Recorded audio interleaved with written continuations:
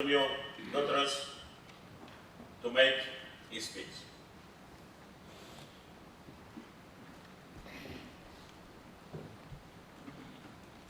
Honourable Speaker, Honourable Prime Minister, Honourable Members of Parliament, Excellencies, ladies and gentlemen. Good morning through Olgeta. Allow me to begin by acknowledging the traditional custodians of the land on which we meet, the Motu Koita people of the Port Moresby area, Daba Namona. It is a profound honor to be with you today and a privilege to be the first serving Secretary General of the United Nations to visit Papua New Guinea. I have not been here long, but I am already deeply inspired by the majesty of your landscapes, the richness of your cultures, and the warmth of your welcome. Thank you. I am especially proud to be here as you mark 50 years of independence and to do so with you, the proud representatives of the people of Papua New Guinea. And allow me a personal observation. I was 17 years Member of Parliament, and afterwards, during 6 years and a half, I was elected Prime Minister, but in our system, the Prime Minister must suspend his seat in Parliament and be replaced by an alternate. And as we do not have, in several periods, a very stable democratic situation, it has happened that the President, that has no powers in governing the country, can dismiss Parliament. So our Parliament was dismissed several times, and 7 times I had to be elected. And this creates me an enormous admiration for the distinguished members of this Parliament, because it was relatively easy for me, when elected, to go to my constituency during my mandate. But I know for many of you, you have to be working with the people of constituencies that are very far away, in very remote locations, but keep the strong meaning of the democratic connection between the people and the members of Parliament. Congratulations on your very strong commitment. And allow me to say that I feel doubly at home being here. First, I feel at home because of the warm welcome that I received. I was deeply grateful yesterday because of the very warm and fraternal way I was received. But the second reason is because I was myself, for the largest period in my different functions in life, member of a Parliament. So if you allow me, Your Excellencies, I ask you to allow me to call you dear colleagues.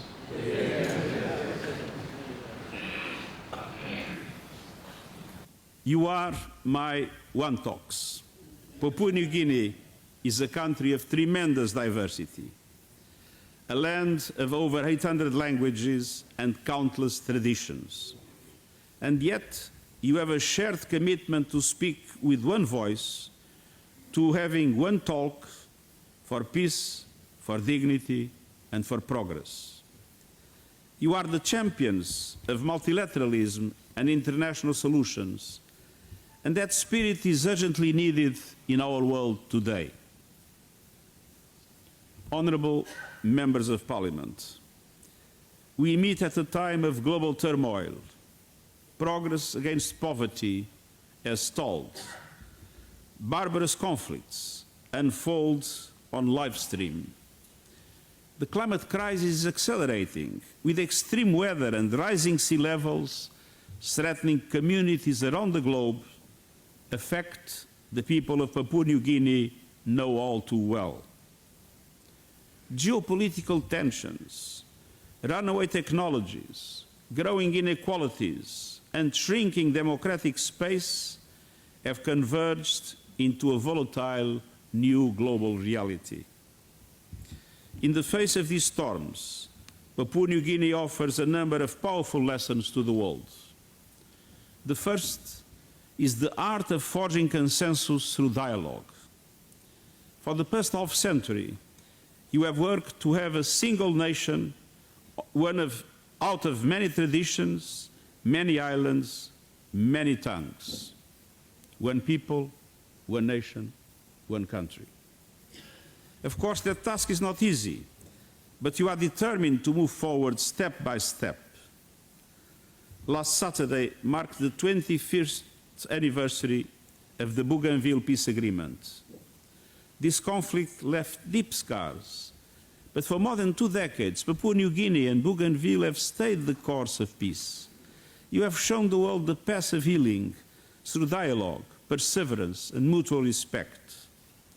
Tomorrow, Bougainvilleans will cast their votes in the 5th autonomous election since the agreement. I would like to salute the President of Bougainville, who is with us here today. Thank you for your commitment to these noble efforts. The Melanesian Agreement, signed in June, exemplifies both parties' willingness to engage in the difficult conversations, and the United Nations has been honored to be part of this process. Our Peacebuilding Fund has supported weapons disposal, the 2019 referendum, and the work of the independent moderator in a close partnership with the governments of Bougainville and Papua New Guinea. We are also proud to work in partnership with women, youth, and civil society throughout Bougainville. Your continued dialogue offers a model to other countries, and I am confident that the next phase will deliver a lasting resolution to the mutual benefit of all. Papua New Guinea's newly adopted national prevention strategy further affirms your commitment to ending violence for all. I look forward to visiting the highlands tomorrow, where the Peacebuilding Fund, together with the UN Country Fund, is investing in your efforts to resolve conflict, engage youth, and support internally displaced people. Papua New Guinea is a dynamic partner. Our efforts together include everything from advancing healthcare to sustainable agriculture, providing life-saving assistance to those impacted by landslides, and collaborating on anti-corruption trainings for public servants and the judiciary. You understand that success is not measured in economic growth alone, but by delivering for those hardest to reach. To reduce inequalities, expand opportunity, ensure safety and security, and leave no one behind, we are with you every step of the way. The United Nations has not an agenda in Papua New Guinea. Our agenda is to support the government and the people of Papua New Guinea according to your strategies, according to your policies, and according to the decisions you take in relation to the development of your country. Excellencies, honorable parliamentarians, the second lesson you offer to the world is bold climate action. Time and again, we have seen climate leadership flow not from countries with the most wealth and power, but from those who know the stakes firsthand. The Pacific Islands are ground zero for the impacts of climate change, and Papua New Guinea is home to 2 out of the 3 Pacific citizens. You are also home to 7% of the world's biodiversity and some of the largest coral reefs and rainforests of the planet. We must be ever vigilant in safeguarding these crucial ecosystems, and we have made the case that national protection deserves global support. You have emphasized that climate change is a driver of poverty and been a strong moral voice for climate finance. This is my first trip to the Pacific since the landmark advisory opinion of the International Court of Justice, in which the region played a central role. That opinion affirms that addressing the climate crisis is a legal obligation under international law. And it builds on your pioneering work on sea level rise as part of the Pacific Island Forum. And is a testament to the leadership of Papua New Guinea, Melanesia, and the wider Pacific region, particularly your young people, who make up 60% of your population. Your voice will be integral again during the annual UN Climate Conference in Belém, Brazil. The 1.5-degree limit is in jeopardy. The science tells us it is still possible, but we do not have a moment to lose. The clock is ticking for countries to submit their new national climate plans, or NDCs. And these plans offer the chance to plot a just transition and seize the opportunities of the renewables revolution. They must align with the 1.5-degree limit as promised, cover all emissions across the entire economy, and accelerate the transition away from fossil fuels. We must push all countries to deliver. Papua New Guinea does not contribute to climate change. You are even a carbon sink country. And so it's particularly the G20 who together account for 80% of global emissions that have a special responsibility in the present moment. And they must present their new plans at a special event I will host in New York later this month, fully aligned with the objective of keeping the 1.5 degrees as the limit of global warming. And we must also push for a step change on climate finance. And this includes significantly increased contributions to the new fund for responding to loss and damage, including from innovative sources.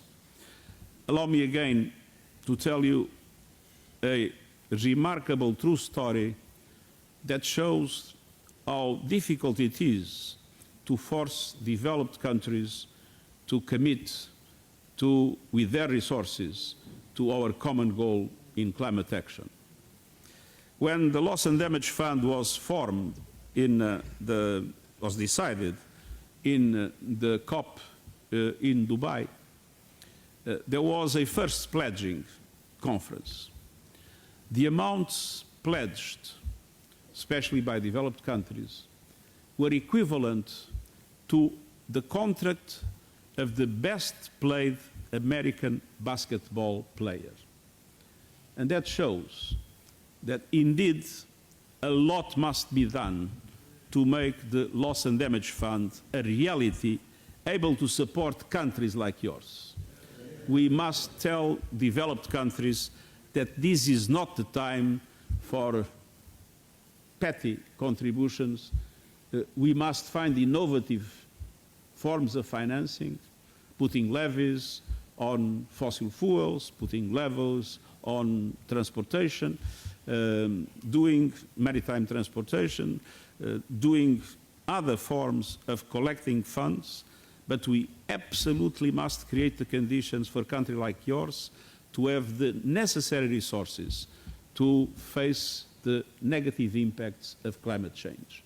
And you can count with the voice of the UN to be entirely at your side. I look indeed for your continued strong leadership in New York, in Brazil, and beyond. And developed countries must honor their promises to double adaptation finance by this year and deliver 300 billion a year by 2035. Adaptation is for us today a fundamental priority. Obviously, we must reduce emissions. We must have a drastic reduction in emissions now. But we cannot forget that people is already suffering the impacts of climate change. And when we see the sea level rising, when we see the impact on glaciers, when we see the impact on coral reefs, we understand the impact on populations, namely in coastal areas. We understand the need to have a much stronger solidarity internationally to support a country like yours to build the necessary infrastructure, to build the necessary mechanisms to increase the resilience to resist the dramatic impacts of climate change. And we are in total solidarity to Papua New Guinea to tell the international community that much more must be put in place to support developing countries in adaptation. Excellencies, while climate finance is vital, it is not sufficient on its own. Many developing countries are drowning in unsustainable debt, victims of inequalities built into the system. Today's international financial architecture is unequal and unjust. We will keep pushing for meaningful reforms to ensure the fair representation of developing countries, to take real action on debt relief, to triple the lending capacity of multilateral development banks, and to mobilize private capital at scale. When the Security Council of the United Nations or the IMF or the World Bank were created, Papua New Guinea was not yet independent. And together with Papua New Guinea, tens and tens of countries around the world were not yet independent. So their voices were not heard, which means that the institutions that are central in the management of global finance, as the institution that is central in the question of peace, the Security Council, do not represent the world of today. They represent the world of 1945. And in 1945, we had essentially developed countries running the show. And so these institutions largely are operating in the context of a system that favors developed countries and that creates obstacles to the capacity of developing countries to really provide to their citizens all the things they are entitled to receive in a modern world. And you can count on our total commitment to go on fighting for a reform of these institutions in order for developing countries to have representation, voice, but also effective access to the resources they need to move forward with their plans. Excellencies, Papua New Guinea has set itself a powerful mission to be one people and one nation and one country, and to leave no one behind. Not long ago, you hosted peacekeepers. Today you are a champion of peace building and sustainable development. But no story of peace or progress is complete without fully including half of the population. This is another area where you have the opportunity to set a global example. 5 years ago, the UN Deputy Secretary General launched the Spotlight Initiative on Papua New Guinea, part of the world's largest effort to end all forms of violence against women and girls. No society is immune from this challenge, and in Papua New Guinea, 2 out of 3 women experience gender-based violence. The solutions here, like everywhere, began with the hard conversations about systemic and cultural barriers. I had that experience in my own country. When I was in government, family violence was a serious problem, but it was an ignored problem. Nobody would talk about it. And the police would not pay attention, the judiciary would not act, and of course, the problem would not be solved. And it was necessary to have a very determined program of action to try to reverse this trend. Now, I know that in March this year, this Parliament devoted an entire day to testimonies on gender-based violence. You took the vital step of speaking openly, of making commitments, and of forming the Parliamentary Committee on Gender Equality and Women's Empowerment. Across politics, culture, and every sector, we must keep working to widen the doors of opportunity for women and girls in Papua New Guinea and in the world at large. Ensuring greater voice and representation of women is not only a matter of justice, it is a matter of national strength. Families thrive, communities grow stronger, and institutions become more responsive when we uphold the rights of all. The launch of your national human rights strategy is a prime example of your recognition of these truths, and I commend your pledge to establish a National Human Rights Commission. The people of New Guinea enjoys a democracy, and a democracy that reflects every citizen. And the United Nations is proud to support young people, persons with disabilities and women to foster a culture of dignity for all. I commend the courage and resilience of the women of Papua New Guinea and look forward to hearing their stories over the coming days. Honourable Members of Parliament, this year the United Nations also marks anniversary, our 80th. And on the other hand, speaking of anniversaries, you have not only 50 years of independence, you have 50 years of democracy. And that is another very strong bond with myself. Our democratic revolution was in '74, and our first constitutional government in '76, which means that we were 51 years or 49 years with a democracy. Taking an average, 50 years of democracy. So there is this very strong link between Papua New Guinea and Portugal. We were able to, after independence or after dictatorship, build a solid democracy that has been for 50 years a demonstration of the power of the people. Thank you very much for your example. We are now, in the context of our commemorations of the 80 years of the United Nations, we are launching a process called UN80, our effort to strengthen our organization for the 21st century. And an essential part of that is ensuring that the voices of the Pacific are heard loud and clear throughout the multilateral system.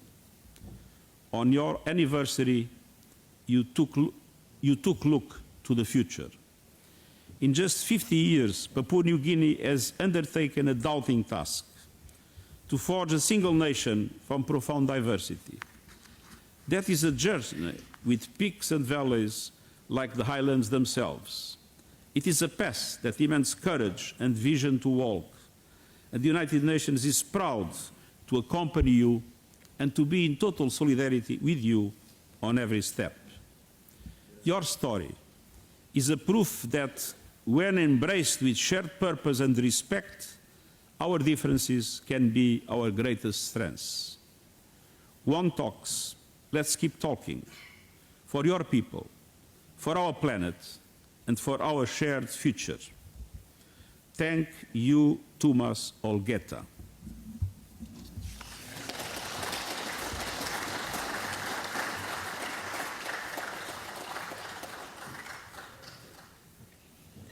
Honourable members,